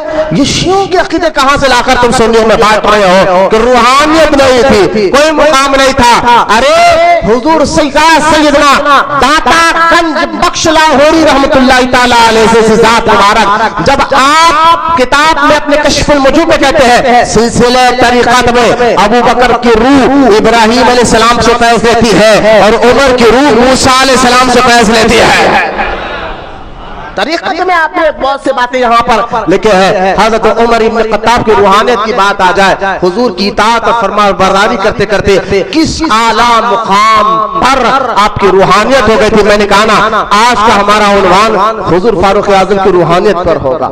حضرت شاہ ولی اللہ محدث دہلوی رحمت اللہ تعالیٰ علیہ فرماتے ہیں کہ دیکھو دو چیزیں روح کی، ابھی میں نے کہا روح کی غذا کیا ہے، اب شاہ ولی اللہ محدث دہلوی کہتے ہیں روح کے اندر دو طاقتیں، جب یہ غذا پہنچ جاتی ہے اس کے اندر دو طاقت پیدا ہو جاتی ہے، اور وہ دو طاقت کیا ہے؟ تو شاہ ولی اللہ محدث دہلوی کہتے ہیں ایک قوت عملی، بہت آسان کر کر کہہ رہا ہوں غور سے سنیں، روح کو جب غذا ملنے لگ جائے روح طاقتور بن جائے جسم کے اندر، روح رب حکم ربی ہے یعنی امر ربی ہے، روح کی حقیقت اللہ جانتا ہے، اس کے بتانے سے محبوب جانتے ہیں، لیکن اس کی طاقت کیا ہے؟ محدث دکن عبداللہ شاہ صاحب رحمت اللہ تعالیٰ علیہ فرماتے ہیں جب آپ سے پوچھا گیا حضور یہ روح کی طاقت کیا ہے تو عبداللہ شاہ صاحب نے کہا تم خیال سمجھتے ہو؟ خیال محدث دیکھیں عبداللہ شاہ صاحب جو مصر کے جبرام کر رہے ہیں فرماتے ہیں جب ان سے پوچھا کہ روح کی طاقت کیا ہے، کہا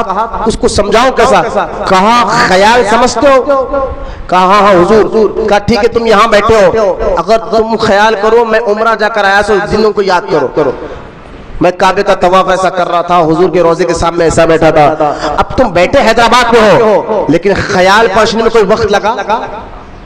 آپ یہاں بیٹھے بیٹھے خیال کر لیں اپنے گھر کا، کوئی ٹائم لگ رہا ہے؟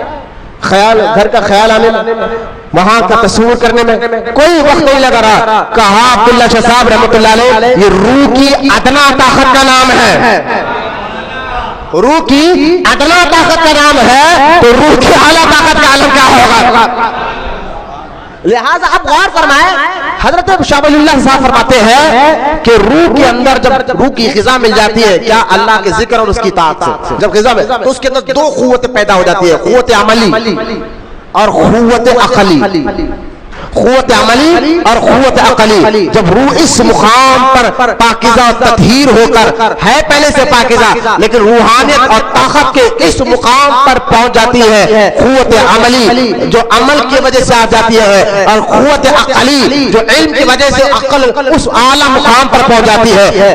اس کے بارے میں یہاں شاہ ولی اللہ صاحب کہتے ہیں دیکھو انبیاء کی روح اس مقام پر ہوتی ہے، نبیوں کی روح مبارک قوت عملی اور قوت عقلی کے اس اعلیٰ مقام پر ہوتی ہے، اس لیے انبیاء معصوم ہوتے ہیں، اسے غلطی ہوتی ہی نہیں کیونکہ عمل طاقت وہ بڑے اونچے مقام پر رکھتے ہیں، اور رہا قوت عقلی اس لیے وہی صرف اللہ نبی اور رسولوں کو ہی کرتا ہے کہ وہی کیا ہے اس کو سمجھنا ہے، عقلی قوت عملی سے قوت عقلی سے وہ نبیوں کی روح کا کمال ہے، اس لیے وہی اللہ تعالیٰ صرف نبی اور رسولوں کی طرف ہی کرتا ہے کیونکہ وہ قوت عقلی میں اونچا مقام پر آتے ہیں۔ لیکن شاہ صاحب کہتے ہیں لیکن نبوت کے حضور صلی اللہ تعالی وسلم کے اس قوت کے نائبین بھی ہوتے ہیں.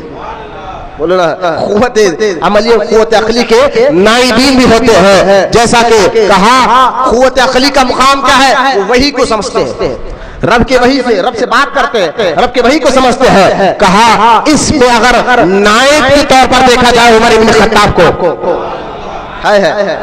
اس عمل میں اگر نائب کی طرف دیکھا جائے عمر ابن خطاب کو, تو جہاں قوت عقلی طور پر جو نبی کی روح ہوتی ہے وہ اس وحی کی کیفیت کو سمجھتے ہیں, وحی کی بات, رب سے کلام وحی کی بات کو سمجھتی ہے. لہذا اس کے نائب اگر عمر ابن خطاب کو دیکھا جائے تو آپ کو پتا چلے گا عمر جیسا سوچتے تھے اللہ قرآن میں ایسی آیت اتار دیا کرتا تھا.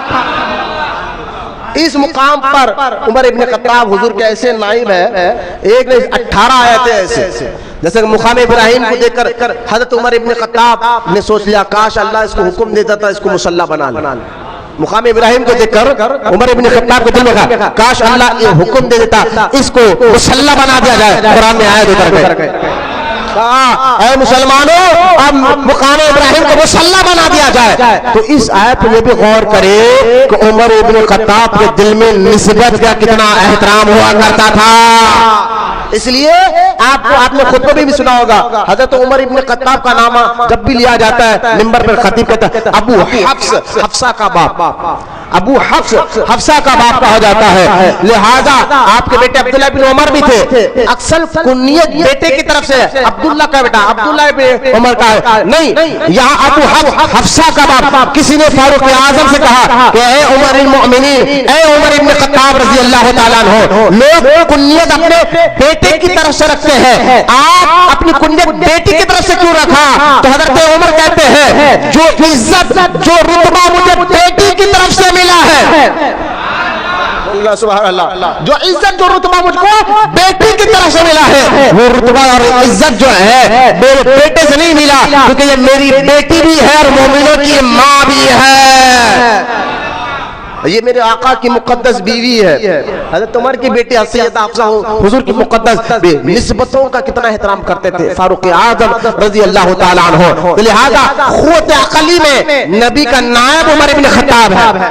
رہا قوت عملی, جب عملی قوت روح طاقتور ہو جاتی ہے, جیسا کہ میں بھی آپ کو بتایا غوث اعظم بیٹھے گھر میں تھے لیکن ایک جگہ 70 جگہ نظر آئے, ایک وقت میں 70 جگہ نظر آئے. اسی طرح مدینہ المنورہ میں حضور بیٹھے ہوئے ہیں, جنگ موتا رشیا امپائر سے ملک روم کے بڑے طاقتور لوگوں سے فوج لڑنے کے لیے گئے ہوئے تھے. ادھر صحابہ بے چین تھے, ہے تو مدینہ منورہ میں, موتا جو ملک شام دمشق کا ایک علاقہ, وہاں سے 1500 کلومیٹر دور جنگ ہو رہی ہے. صحابہ بے چین ہے کہ وہاں کے حالات کیا ہے, وہاں کیا کیفیت ہو رہی ہے. صحابہ حضور کو کہتے یا رسول اللہ وہ کیا حالات ہو رہے ہوں گے, وہاں کی کیفیت کیا ہوگی؟ سرکار نے کہا بیٹھو میں بتاتا ہوں مدینے میں, لیکن وہاں ہو کیا رہا ہے.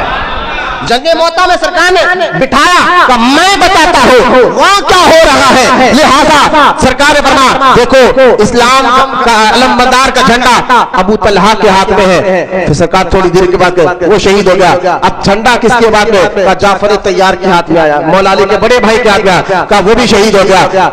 پھر جھنڈا کس کے بعد؟ کہا ابو عبیدہ بن جرار کے ہاتھ میں, وہ بھی شہید ہو گیا. اب جھنڈا کس کے ہاتھ میں آیا؟ سرکار کہہ رہے اب جھنڈا خالد بن ولید سیف اللہ کے ہاتھ میں آیا ہے.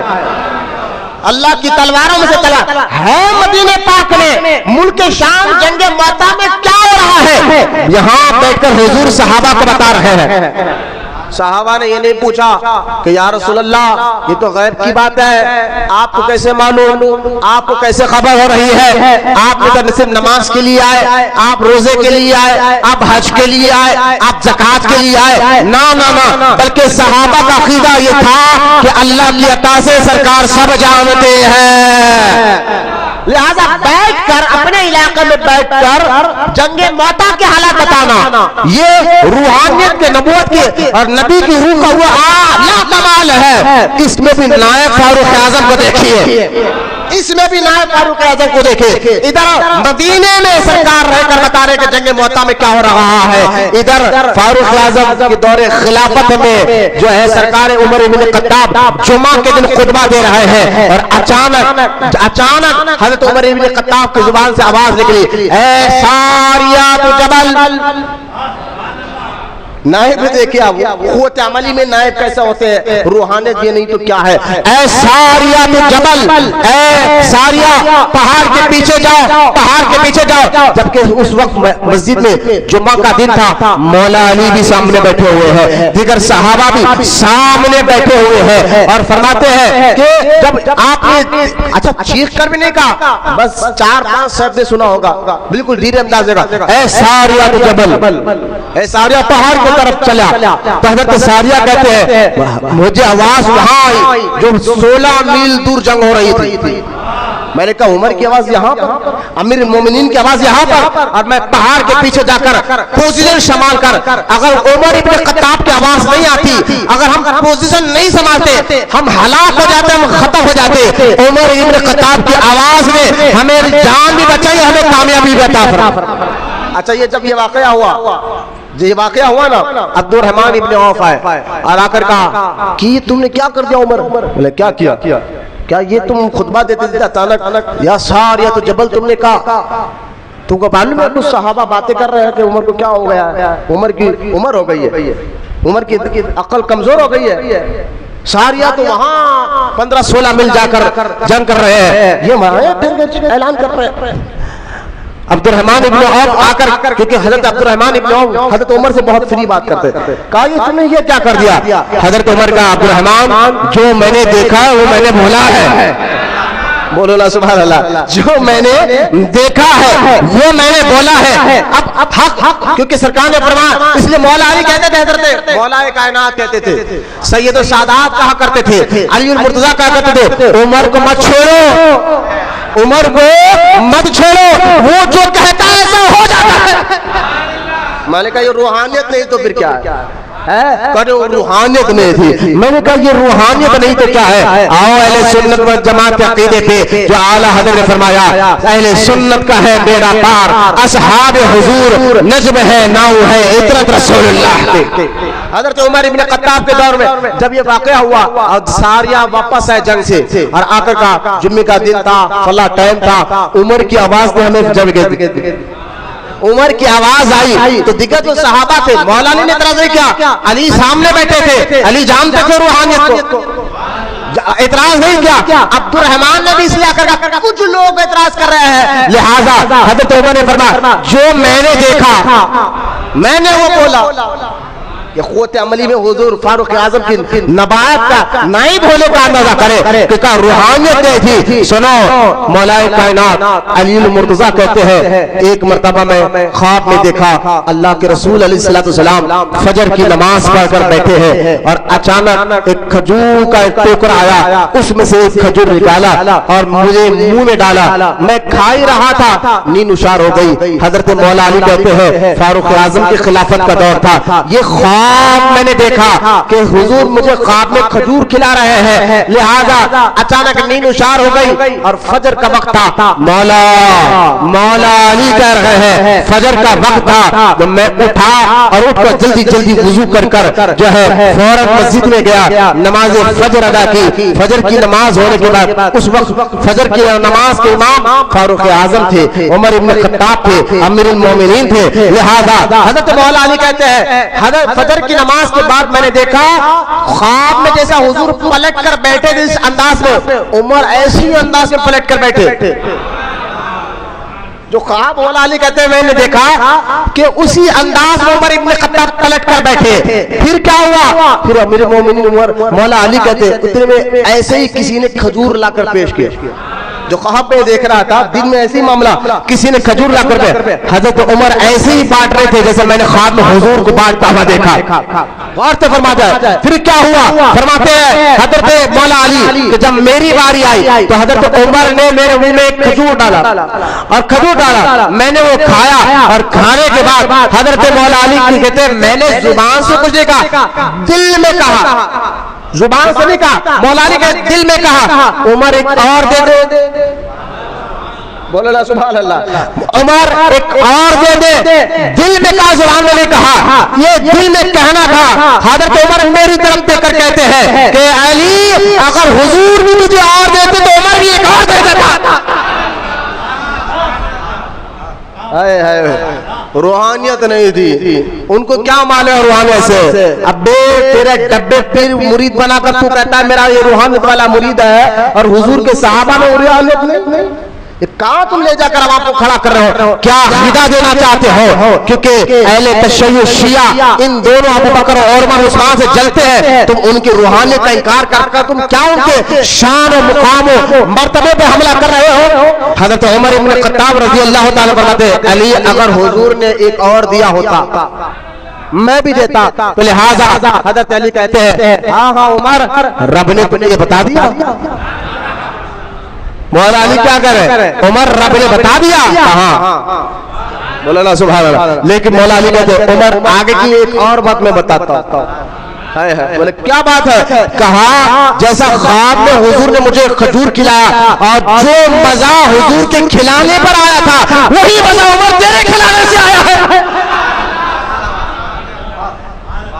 روحانیت نہیں تھی۔ میں نے کہا کیا تم یہ عقیدہ دے رہے ہو؟ یہ مولا اور کہا محبت نہیں تھی اہل بیت سے۔ ابو بکر نے باغ فدق کو لوٹا، عمر نے باغ فدق کو لوٹا، عثمان باغ فدق نہیں دیے، مولا علی آئے۔ ارے کہا میں نے مولا علی بھی نہیں دیے باغ فدق، جو باغ حضور کا تھا باغ فدق مولا علی نے بھی نہیں دیا۔ تو شیعہ کا نہیں، علی کھینچی ہوئی چیز نہیں لیتے، علی کھینچی ہوئی چیز نہیں لیتے۔ میں نے کہا شیعو تم کہتے ہو کہ خلافت ابو بکر نے کھینچ لی، عمر عثمان نے کھینچ لی، تو پھر علی خلیفہ کیوں بنے؟ کیا تم اعتراض کر رہے ہو؟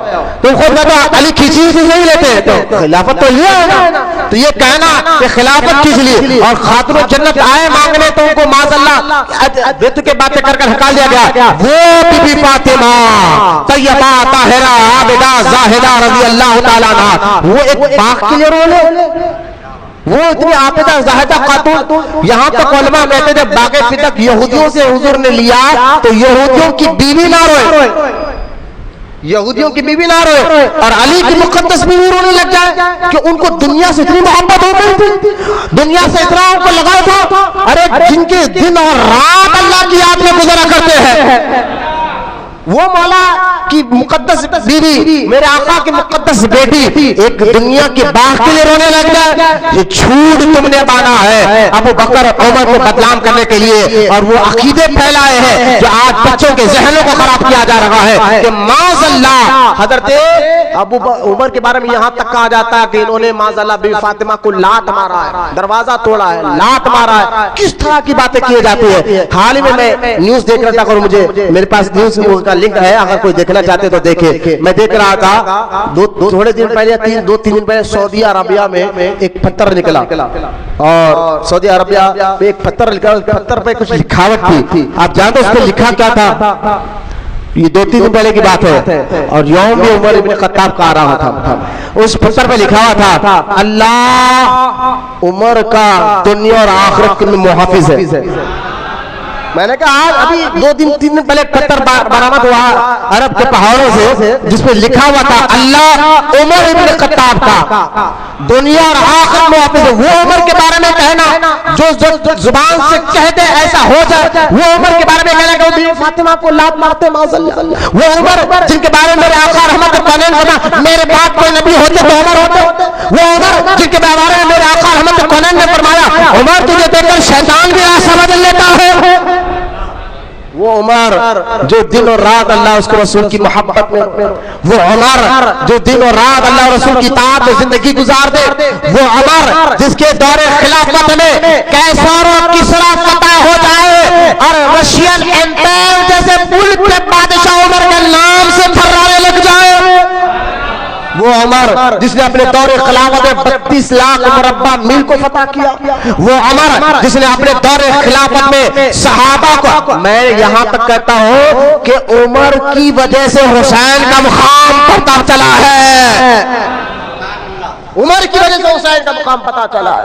آپ نہیں جانتے وہ حدیث مبارکہ کو کہ حضرت عمر ابن خطاب رضی اللہ تعالیٰ عنہ کے دور خلافت میں آپ نے پولیس کے محکمے اور فوج کے محکمے بنائے اور جو بدر والے صحابہ تھے ان کی تنخواہوں کو زیادہ رکھا. تو لہٰذا حضرت عبداللہ ابن عمر خود عمر ابن خطاب کے بیٹے عبداللہ ابن عمر وہ جو ہے نا ایک بار والد سے تنخواہ لینے آئے تو آپ نے ان کو 500 درہم دیا اور حضرت امام حسین بھی آ گئے. حسین بھی آیا کہا چاچا جان ہمیں آپ نے ان کو 1000 دیا.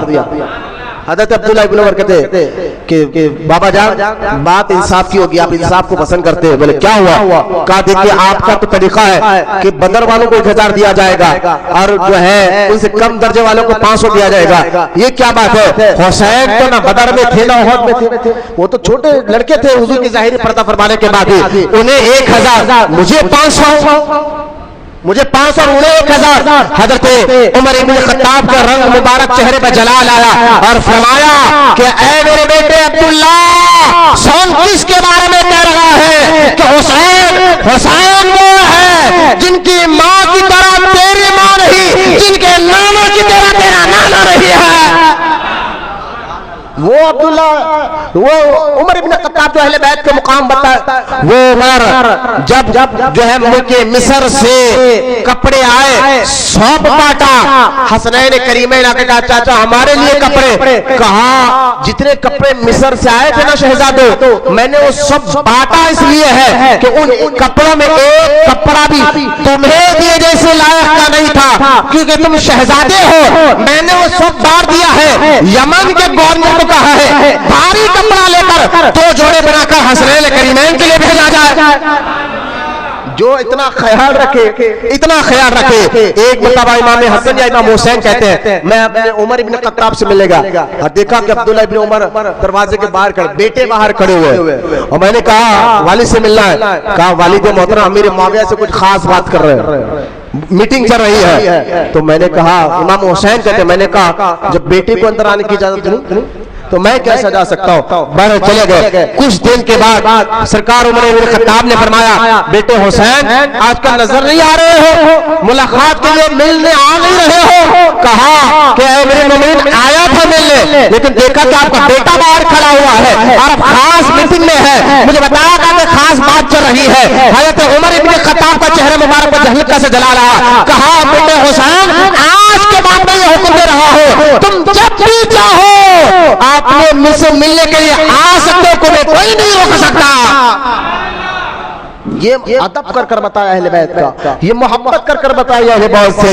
خود جب من کنت مولا فہذا علی المولا کا لفظ استعمال کیا تو حضرت عمر ابن خطاب نے مولا علی کا ہاتھ چوم کر پکڑ کر کہا علی مبارک ہو, تم دن میں بھی ہمارے مولا ہو رات میں بھی ہمارے مولا ہو. خود افضل ہے لیکن اہل بیت سے محبت دیکھے اور اہل بیت کا ادب احترام دیکھے. ایک بار خود مال غنیمت آیا, بانٹ رہے ہیں حضرت عمر اپنے یہاں سے آؤ بانٹو. آپ بہت یہاں تک کہ آپ کے دور خلاف میں خط پڑ گیا, مصر کے گورنر کو آپ نے خط لکھا کہ مدینہ پاک میں خط پڑ گیا ہے, مال بھیجاؤ, کچھ راشن بھیجاؤ. حضرت عمر کے خط پر جو ہے مصر کے گورنر نے ایک اونٹ جو مدینے میں تھا تو آخری اونٹ مکے میں مصر میں تھا, اتنا راشن بھیجایا. اور سرکار عمر ابن خطاب نے سارے مسجد پاک کے رہنا آؤ لے جاؤ ایک ایک اونٹ لے جاؤ, کئی مہینے تو میرے گھر میں چلے گا. اونٹ کو ذبح کرو, گوشت کا اس کو چربی کا تیل بناؤ لے جاؤ, چمڑے سے بستر بناؤ لے جاؤ. اس طرح بانٹا کرتے تھے. مال غنیمت آیا, لین میں صحابہ آئے, صحابہ کے اولادیں آئے, بانٹ رہے ہیں. تم لو اتنے میں امام حسین آ گئے. بولو نا صبح امام حسین نے کہا چاچا میں یہ لے لوں کہا لے لو, چاچا میں یہ بھی لوں کہا یہ بھی لو, چاچا میں وہ بھی لوں کہا لے لو, چاچا میں یہ بھی لوں کہا لے لو, چاچا میں یہ بھی لوں کہا لے لو. عبد الرحمن ابن عوف نے ہاتھ لگا, عمر کیا کرتا ہے, اور بھی لوگ ہیں کہ سب کچھ حسین کو دے دے گا. حضرت عبد الرحمن ابن عوف کہتے ہیں اتنا کہنا تھا, عمر ابن خطاب کا اتنا جلال آیا اور اپنا منبر سر سے امامہ ہٹا کر کہا عبد الرحمن ہاں سب کچھ حسین کو دے دوں گا. پھر میں اپنے سر سے امامہ ہٹا کر فرمایا یہ سر میں جو بال ہے یہ بال بھی ان کے نانے کی وجہ سے ہو گئے ہیں. یہ محبت آنے والی امت کو بتا کہ حسین کا مقام کیا ہے, کس نے بتایا؟ खलीफा दुवम में बताया, उमर इब्न खत्ताब ने बताया कि अहले बैत से मोहब्बत कैसे की जाती है, अहले बैत का अदब कैसे किया जाता है, अहले बैत की इज्जत कैसे की जाती है। वो उमर बिन फातिमा को मारे जो शियाओं ने फिल्में बना। कई आज जरूरत है कि आप अहले सुन्नत और मसलक के आला हज़रत पर कायम रहें। आज जरूरत है कि ये मसलक के आला हज़रत वो मसलक है जो तुम्हारे ईमान और अकीदे की आज के दौर में हमने देखा है। जो भी जो है अहले सुन्नत मसलक के आला हज़रत से हटा तो हमने देखा कि वो शियों के साथ खड़ा हुआ है, कोई तबलीगियों के साथ खड़ा हुआ है। अपने बच्चों को बचाइए कि अपने ईमान और अकीदे की हिफाजत करिए कि वो उमर इब्न खत्ताब के उस वाक़यात को बताते हैं, झूठे वाक़यात जिसमें फिल्में बनाए गए, ड्रामे बनाए गए, जिसमें बताया गया कि उमर ने बीवी फातिमा को मारा है। माज़अल्लाह सुम्मा माज़अल्लाह, झूठी फिल्में बनाकर, ड्रामे बनाकर अहले सुन्नत के नौजवानों को ये पैगाम दिया जाता है कि अबू बकर, उमर, उस्मान ने अहले बैत पर बहुत जुल्म किया है। मैंने कहा उमर ने ही तो अहले बैत का मुखालफत तबाह ख़यामत तक आने वाले मुसलमानों को बताया है। लोग को जब पता उमर जैसा शख्स अहले बैत का ऐसा अदब करे, उमर जैसा शख्स अहले बैत से ऐसी मोहब्बत करे, उमर जैसा शख्स अहले बैत पे ऐसी इज्जत करे, और अहले बैत है जिन्होंने सहाबा के मुकाम को बताया। आप हजरत उमर इब्न खत्ताब रज़ी अल्लाह ताला अन्हु की रूहानियत, आपकी हुकूमत हवा पर चलती थी, आपकी हुकूमत पानी पर चलती थी। दरिया नील, दरिया दजला जो मिस्र का वो दरिया सूख गया, वहां का रिवाज था वह एक नौजवान बच्ची को काट कर डाल दिया जाता, फिर दरिया में पानी आता। लोगों ने कहा यहाँ इस्लाम आया है। जब लोगों ने जब ये बात सुनी वहां के गवर्नर में फारूक आजम को खत लिखा, फारूक आजम ने कहा 2 खत भेजे। एक खत दरिया उस वक्त के गवर्नर को भेजा, कहा ऐसी रिवाज रस्म, घटिया रस्म कि एक नाजान, एक जवान लड़की की लाश को काट के डाला जाए, हम इस रस्म को नहीं अपनाएंगे। अब इस्लाम आ गया है, ये गंदी रस्म खत्म करो। कहा दूसरा खत, कहा वो दरिया में डाल दो। उस खत में लिखा हुआ था, ऐ दरिया अगर तुम अल्लाह के हुक्म से बहती है तो बह, वरना उमर को तेरी जरूरत नहीं, वरना तेरी जरूरत नहीं। एक खत पर ऐसा पानी बहा, आज तक वो दरिया नहीं सूखा। आपकी हुकूमत दरिया पर, आपकी हुक्म हवा पर। मदीने पाक में गर्मी की वजह से आग इतनी फैल के जंगल में वो शहर की तरफ आने लगी। लोगों ने अमीरुल मोमिनीन से कहा फारूक आजम, कहा आग आ रही है शहर की तरफ, कई लोग घर जलकर खाक हो जाएंगे। उमर इब्न खत्ताब फौरन खड़े हुए और गए और जाकर जंगल की तरफ और लकड़ी अपने हाथ का आशा को गाड़ के कहा आप ठहर जाओ, इसके आगे आने की जरूरत नहीं। रिवायत में आग वहां ठहर गई, वहां के भूज के खत्म हो गई। आपकी हुकूमत, आपकी रूहानियत आग पर, हवा पर, पानी पर, जमीन पर एक बार ज़लज़ला मदीने पाक में आया। हज़रत उमर के हाथ में कोयला था, आपने जमीन पर कोयला मार के कहा क्या उमर तुझ पर इंसाफ नहीं कर रहा? जमीन पर कोयला मार के कहा क्या उमर तुझ पर इंसाफ नहीं कर रहा? उसी वक्त ज़लज़ला रुक गया। का जमीन पर आपकी हुकूमत, हवा पर आपकी हुकूमत, आग पर आपकी हुकूमत, पानी पर आपकी हुकूमत। वो उमर जिनके दौरे खिलाफत में अपने तो अपने यहूद और नसारा भी कहते थे कि जो उमर ने नौजवानों को तैयार किया ना, और इन नौजवानों ने जो आकर हमारे मुल्कों में हुकूमत की है, ऐसी हुकूमत तो हमेशा चाहिए।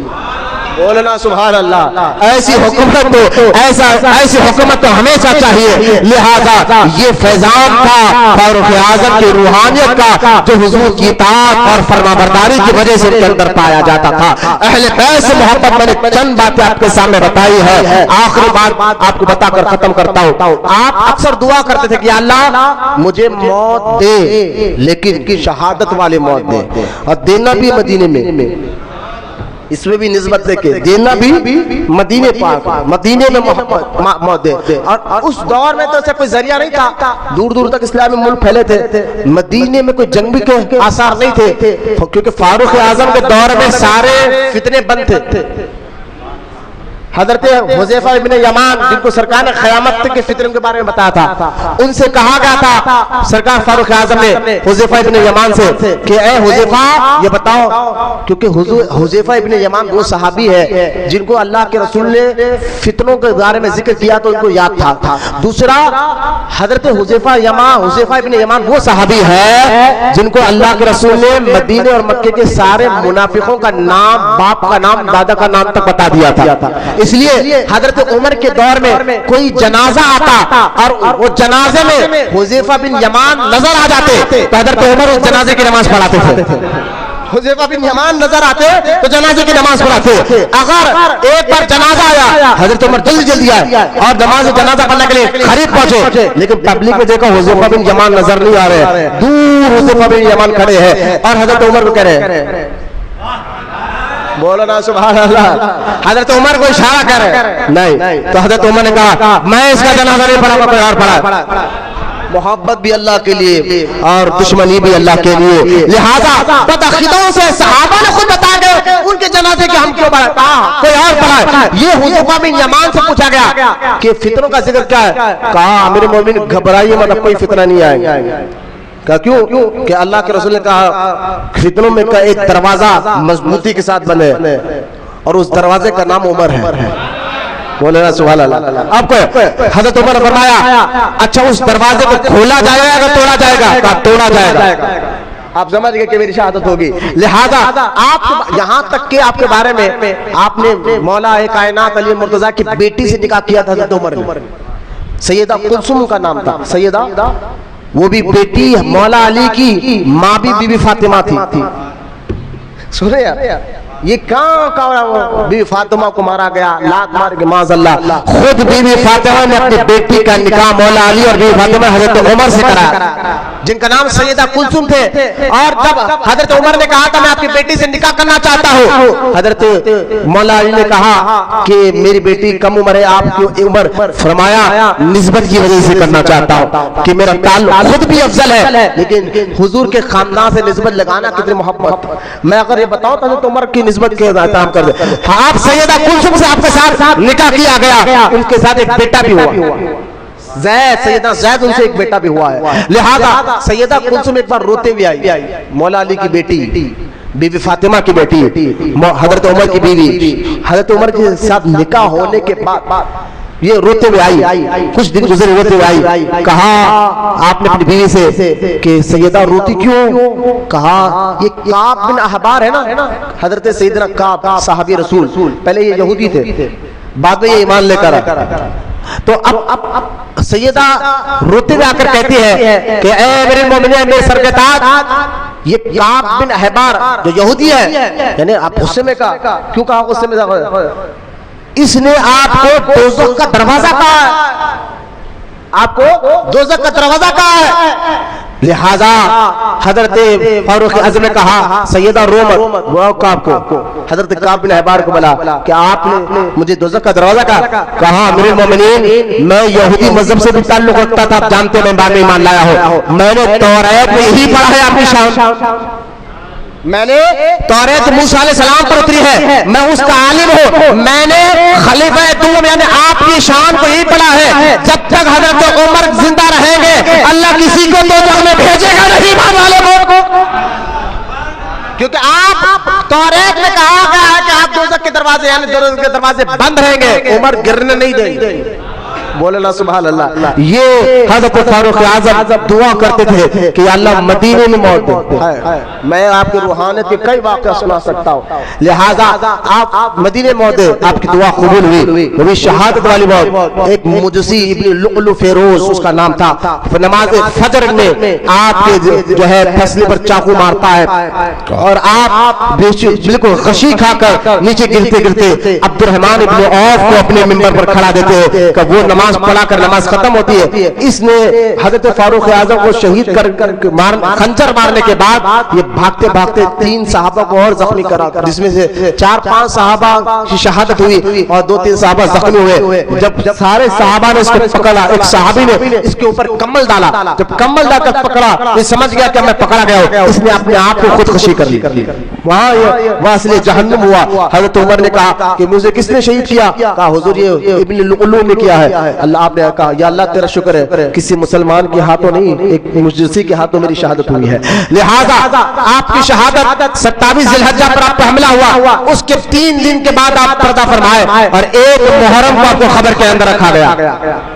वहाँ जहाँ आज मेरे आका उसी गुम्मत खजरा के अंदर मदीने पाक में जो गुम्मत हरा हरा देखते हैं, उसी गुम्मत के नीचे 3 मज़ारा, एक मेरे आका रहमत कौनैन का, एक अबू बकर के, एक उमर के। जब आपका जनाजा गुस्ल देकर तैयार कर तख्ते पर रखा गया, अब्दुल्लाह इब्न अब्बास कहते हैं मैं 3 का बड़ा मैं शागिर्द हूँ, एक मेरे उमर इब्न खत्ताब का, दूसरा मौला अली का, तीसरा ज़ैद बिन साबित का। लेकिन उमर इब्न खत्ताब का भी शागिर्द अब्दुल्लाह इब्न अब्बास, मौला अली का भी शागिर्द अब्दुल्लाह इब्न अब्बास, हुजूर के चाचा के बेटे हैं। वो कहते जब तख्ते पर रखा गया हो, उमर इब्न खत्ताब को लिटाया गया, मेरे पीछे एक शख्स आए और दोनों हाथ खांधे पर रखा, मेरा सामने चेहरा था, पीछे खांधे पर चेहरा रखा। बात खत्म कर रहा हूं तो मुझे फरमाए, दोनों हाथ खांधे पर रखा और रखकर कहा कि उमर अल्लाह तुझे बुलंद मुकाम अता फरमाए।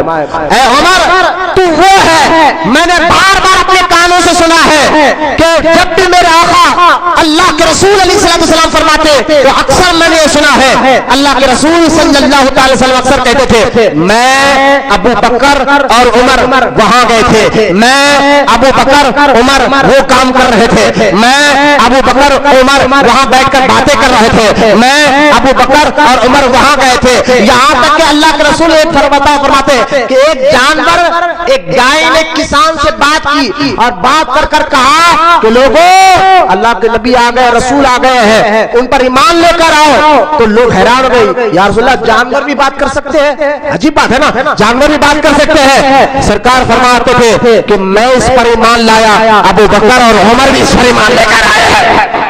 अपने ईमान का परतो अबू बकर और उमर को बताया है। इसलिए वो अब्दुल्लाह इब्न अब्बास कहते हैं पीछे से आने वाले ने कहा बार बार मैंने अल्लाह के रसूल से सुना, मैं अबू बकर उमर वहां गए थे, मैं अबू बकर उमर वहां बैठे थे, मैं अबू बकर उमर वहां बात कर रहे थे, मैं अबू बकर और उमर वहां लेटे हुए थे, मैं अबू बकर उमर वहां बात कर रहे थे। और फरमाया अब्दुल्लाह इब्न अब्बास कहते हैं कहने वाले ने यह भी कहा कि उमर तेरे अमाल तो अल्लाह की यहाँ ऐसे कबूल हुए हैं, मैं भी चाहता हूँ तेरे जैसे अमाल लेकर अल्लाह की बारगाह में जाऊं, मैं भी चाहता हूँ तेरे जैसे अमाल लेकर अल्लाह की बारगाह में जाऊं। अब्दुल्लाह इब्न अब्बास कहते हैं मैंने कहा कौन हज़रत उमर की ऐसी तारीफ कर रहा है, पलट कर देखा तो मौला अली थे।